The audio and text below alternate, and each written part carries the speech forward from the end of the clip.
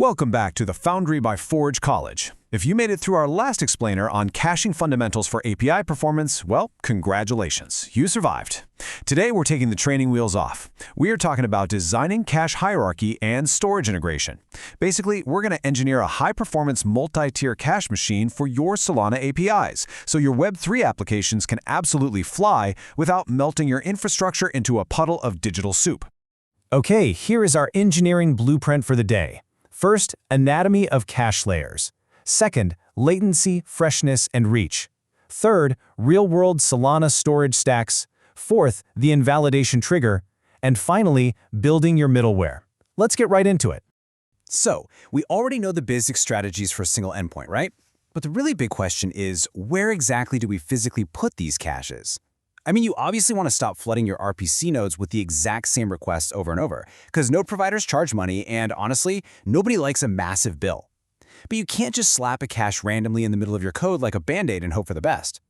Transitioning from a per-endpoint strategy to a system-wide architecture is kind of like upgrading from a single kitchen prep station to a full, high-end restaurant brigade, you know? In a massive restaurant, you've got the deep freezer in the back, the walk-in cooler, and then the hot line right in front of the chef so they don't have to sprint a marathon just for a pinch of salt. Every single layer has a very specific speed and cost. Well, your API architecture is exactly the same, just, with a little less yelling. All right, Section 1, Anatomy of Cache Layers. Structuring the machine. So a cache hierarchy is basically your master arrangement. It's the deliberate layering of authoritative stores starting from the client's browser all the way back to our heavy-lifting executive chef, the Solana RPC origin. Think of these layers as a series of defensive shields for your database. You've got the edge network closest to the users, the reverse proxy grouping requests together, the application cache saving your server from doing the same math twice, and finally the shared distributed cache keeping all your servers on the exact same page. Moving on to Section 2, Latency, Freshness, and Reach, the three operational dimensions. Take a look at how each layer actually behaves here. Your application's in-memory cache, like an LRU, or least recently used map, gives you these blazing fast sub-millisecond reads, but it has terrible reach, right? Because it only lives on one single server. Up at the top, CDNs, or content delivery networks, offer incredible global reach, but they require some careful babysitting to keep the data fresh. And then a distributed cache, like Redis, sits right in the sweet spot, in the middle, balancing millisecond reads with cross-process consistency. You're basically constantly playing a game of tug-of-war here. On one side, you have the blistering speed of an in-memory LRU, operating in literally microseconds with zero network cost. On the other side, you're pitted against the shared, persistent nature of Redis, which does require a network hop, but ensures everyone shares the exact same data. The secret? You don't just pick one. In a true hierarchy, you force them to work together. Which brings us to Section 3, Real-World Solana Storage Stacks, Assembling the Hierarchy. So how do we actually apply this? Let's say you're running a wallet dashboard that your users check obsessively. Imagine an API request breathing this epic journey. First, it checks the CDN edge. Miss.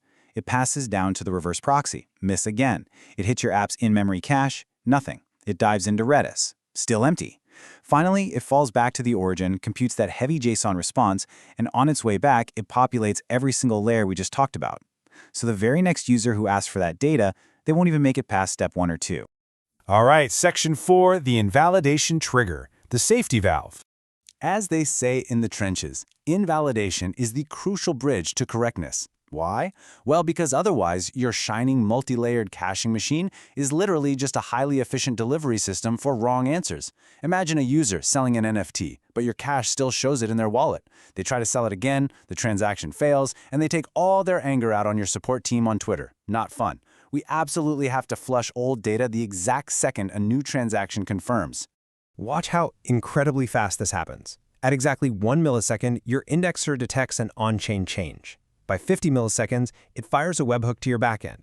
At 100 milliseconds, your server deletes that specific Redis key. By 200 milliseconds, it purges the CDN.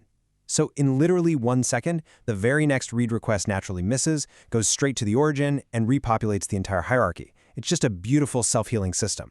And finally, Section 5, building your middleware, the working prototype. Time to put on our hard hats. We love building modular stuff like this. Here's a 2-layer cache-aside pattern. It's pretty straightforward. It checks memory first. If it misses, it checks Redis. If that misses, it does the heavy lifting. It fetches from the database, updates both caches, and then serves the user. The absolute most important thing on this screen is this number right here, 120. We're simulating a 120 millisecond delay to fetch data from the origin. By using this middleware, we reduce that delay down to almost zero when we successfully hit our local cache.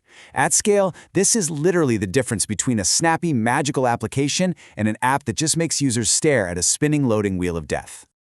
But hey, before you deploy, you absolutely need a local validation checklist. First, ensure your API returns the exact same JSON structure for both cache hits and misses. Seriously, double-check this. Second, log your hits and misses accurately so you can actually tune your settings. Third, make sure your invalidation hook successfully nukes the stale keys from both L1 and Redis. And finally, measure your P95 latency, meaning look at how fast the system is for 95% of your users. You should see a massive speed improvement on those cache reads. As we wrap up this explainer, I want to leave you with a bit of a brain teaser for our next session. As you scale globally, how will you guarantee idempotency for these purges? It's a fancy engineering word, but it basically means if two identical delete commands fire at the exact same time because of a network glitch, how do you make sure your system doesn't panic and accidentally wipe out the wrong data? It's a fascinating problem to solve. Thank you so much for joining this engineering explainer. Understanding how to seamlessly integrate these storage layers is really what separates a decent app from a truly enterprise-grade Web3 platform. Make sure to head over to Forge College to explore more Web3 topics and, most importantly, keep building amazing things. See you in the next one, brought to you by Forge College.